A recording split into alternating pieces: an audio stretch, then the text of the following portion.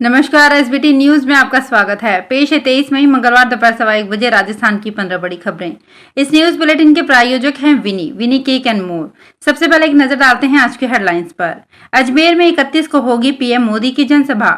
18 साल का होने पर खुद बन जाएगा वोटर कार्ड, मोदी सरकार लाएगी बिल। अगले महीने जयपुर में सभा करेंगे केजरीवाल। जिससे छीन लिया था काम, उसी अफसर के पास केजरीवाल की फाइल। और संविधान बचाने के लिए केजरीवाल जुटाएंगे विपक्ष का समर्थन। और अब खबरें विस्तार से। पीएम नरेंद्र मोदी 31 मई को अजमेर में जनसभा को संबोधित करेंगे। अजमेर सांसद भागीरथ चौधरी ने बताया कि सरकार के 9 साल पूरे होने के उपलक्ष्य में सरकार के कामकाज का लेखा जोखा जनता के सामने रखेंगे। इसके लिए भाजपा कार्यकर्ताओं ने तैयारियां शुरू कर दी है। अजमेर सांसद ने आगे बताया कि कार्यक्रम को लेकर कायड़ विश्राम स्थली प्रस्तावित है, यहाँ वे जनसभा को संबोधित करेंगे। इस संबंध में आज एक बैठक का भी आयोजन होगा। सरकार के 9 साल पूरे होने पर मोदी कई सौगात दे सकते हैं। केंद्र की नरेंद्र मोदी सरकार संसद के आगामी मॉनसून सत्र में एक बिल पेश करने जा रही है, जो रजिस्ट्रार जनरल ऑफ इंडिया को राष्ट्रीय स्तर पर जन्म और मृत्यु के पंजीयन का एक राष्ट्रीय डेटाबेस बनाए रखने की अनुमति देगा। इस डेटा का इस्तेमाल मतदाता सूची, जनसंख्या रजिस्टर, आधार, पासपोर्ट, राशन कार्ड आदि को अपडेट करने के लिए किया जा सकता है। सबसे खास बात यह है कि 18 साल का होने पर खुद ब खुद वोटर कार्ड बन जाएगा। इस साल राजस्थान में होने वाले विधानसभा चुनावों को लेकर आम आदमी पार्टी ने तैयारियां शुरू कर दी है। पार्टी ने अपना संगठन विस्तार करना शुरू कर दिया है। कार्यकर्ताओं में जोश भरने के लिए आम आदमी पार्टी के राष्ट्रीय अध्यक्ष और दिल्ली के मुख्यमंत्री अरविंद केजरीवाल भी अगले महीने जयपुर आ रहे हैं। केजरीवाल की जयपुर में सभा होगी। आम आदमी पार्टी के प्रदेश अध्यक्ष नवीन पालीवाल ने बताया कि केजरीवाल की सभा को लेकर करीब 1 लाख की भीड़ जुटाने का लक्ष्य रखा गया है। दिल्ली में इन दिनों पावर की पलटबाजी का दिलचस्प खेल देखने को मिल रहा है। सुप्रीम कोर्ट में जीत के बाद दिल्ली सरकार ने जिस अफसर को कामकाज से रोक दिया था, उसे एक बार फिर कुर्सी मिल गई है। केंद्र सरकार ने अध्यादेश लाकर सुप्रीम कोर्ट के फैसले को पलट दिया है और इसके बाद विजिलेंस के मुखिया YVVJ चंद्रशेखर को उनका काम वापस मिल गया है। आप सरकार ने राजशेखर से सारा काम छीनकर उनके दफ्तर को सील कर दिया था। राजशेखर वही अधिकारी हैं जो केजरीवाल के आधिकारिक सरकारी आवास में कथित तौर पर 45 करोड़ रुपए खर्च करने की जांच कर रहे हैं। केंद्र की ओर से लाए गए अध्यादेश के खिलाफ आम आदमी पार्टी 11 जून को रामलीला मैदान में शक्ति प्रदर्शन करेगी।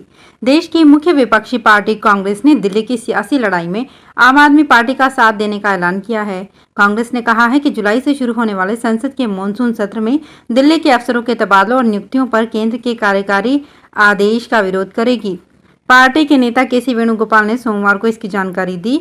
वहीं इस अध्यादेश मुद्दे पर आप और भाजपा का सियासी विरोध सोमवार को और बढ़ गया।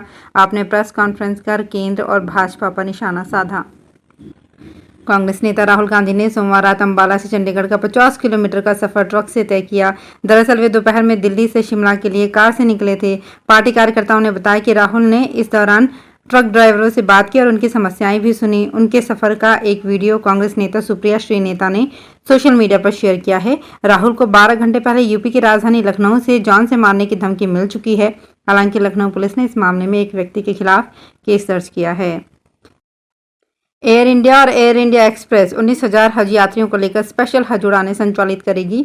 पहले चरण में जयपुर और चेन्नई से मदीना और जेद्दा के लिए 46 उड़ानें संचालित होंगी। ये स्पेशल फ्लाइट्स 21 जून तक चलेगी। 3 जुलाई से 2 अगस्त तक 43 उड़ानों से वापसी होगी।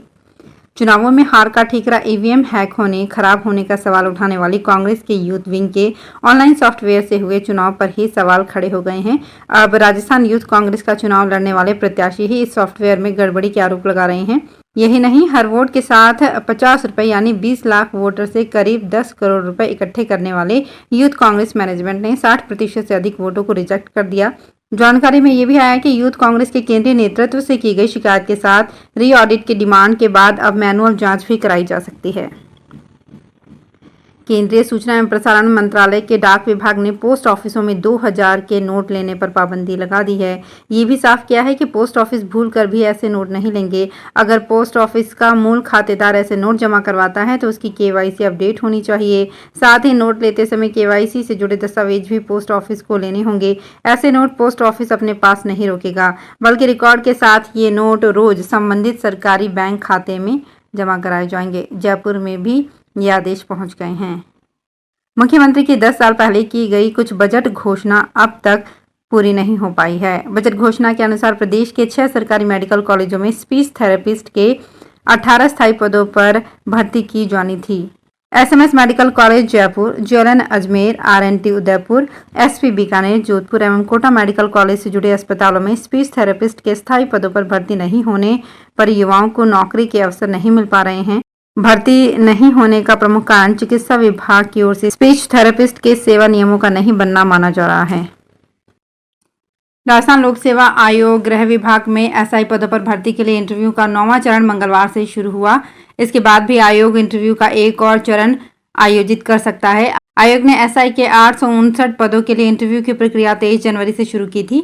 चरणबद्ध इंटरव्यू किए जा रहे हैं। अब तक 8 चरण पूरे हो चुके हैं। अब 29 तक 9वें चरण के इंटरव्यू होंगे। अभ्यर्थियों को इंटरव्यू के समय अपने सभी मूल प्रमाण पत्र में फोटो प्रति साथ लाने होंगे। इनके अभाव में इंटरव्यू से वंचित कर दिया जाएगा। जिन अभ्यर्थियों द्वारा विस्तृत आवेदन पत्र आयोग को प्रस्तुत नहीं किए गए हैं, उन्हें इंटरव्यू के समय विस्तृत आवेदन पत्र 2 प्रतियों में मैं समझ प्रमाण पत्रों की फोटो प्रतियां क्या आवश्यक रूप से प्रस्तुत करने होंगे। कश्मीर में 22 मई से शुरू हुई G20 टूरिज्म वर्किंग ग्रुप की मीटिंग का आज दूसरा दिन है। शेर कश्मीर इंटरनेशनल कॉन्फ्रेंस सेंटर में बैठक हो रही है। मीटिंग में शामिल होने आए डेलीगेट्स आज कश्मीर के कई खूबसूरत जगहें जैसे कि परी महल, चश्मा शाही, निशात गार्डन, पोलो व्यू मार्केट घूमेंगे। इसके बाद डेलीगेट्स के लिए एक खास डिनर भी आयोजित किया जाएगा। इससे पहले सोमवार को शेरपा अमिताभ कांत ने कहा कि फिल्मों की शूटिंग के लिए कश्मीर से बेहतर कोई जगह हो ही नहीं सकती। इस मीटिंग में 5 देश चीन, सऊदी अरब, तुर्की, इंडोनेशिया और इजिप्ट शामिल नहीं हो रहे हैं। वर्ष 2012 में बाड़मेर में पहली बार लिफ्ट कैनाल से बाड़मेर शहर को मीठे पानी की सौगात मिली। इसके बाद गांव तक पानी पहुंचाने में करीब 10 साल से ज्यादा का समय लग गया। प्रोजेक्ट की योजनाएं 2013 में बनी, लेकिन अब 10 साल बाद पानी गांव के बड़े हौद तक पहुंचेगा।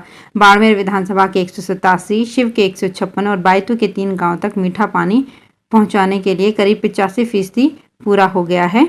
ऐसे में जून के प्रथम व दूसरे सप्ताह से गाँव तक मीठा पानी पहुंचेगा। इसके लिए प्रोजेक्ट अधिकारियों की ओर से सभी तैयारियां पूरी कर ली गई है। चुनावी साल में डूंगरपुर रतलाम रेलवे प्रोजेक्ट को लेकर चल रही बयानबाजी के बीच रेलवे ने इस पर काम शुरू करने का फैसला लिया है। वर्ष 2019 से इस प्रोजेक्ट को फिर से डीफ्रीज कर दिया गया है। रेलवे बोर्ड के ज्वाइंट डायरेक्टर ने उत्तर पश्चिम रेलवे के जीएम को सोमवार को ही पत्र लिखकर इस 188.85 किलोमीटर के प्रोजेक्ट को डीफ्रीज करने के आदेश दिए हैं। इसके अलावा उन्होंने प्रोजेक्ट का फिर से एस्टीमेट बनाकर रेल मंत्रालय को भेजने को भी कहा है। यही नहीं, रेलवे ने अपने हिस्से का 50% काम भी शुरू करने की तैयारी कर ली है। इंडियन एयरफोर्स में नौकरी कर देश सेवा की तैयारी कर रहे युवाओं के लिए अच्छी खबर है। वायुसेना ने ऑफिसर के 276 पदों पर वैकेंसी निकाली है। इसमें शामिल होने के लिए ग्रेजुएशन कर चुके उम्मीदवार इंडियन एयरफोर्स की ऑफिशियल वेबसाइट पर जाकर 30 जून तक ऑनलाइन आवेदन कर सकते हैं। इसके बाद उम्मीदवार का selection written test, physical test, medical test और डॉक्यूमेंट वेरिफिकेशन के आधार पर किया जाएगा। भर्ती प्रक्रिया में सेलेक्ट होने पर उम्मीदवार को हर महीने 56,000 से लेकर 1,10,000 रुपये तक की सैलरी दी जाएगी। तो फिलहाल इस बुलेटिन में इतना ही। फिर हाजिर होंगे कुछ और बड़ी खबरों के साथ।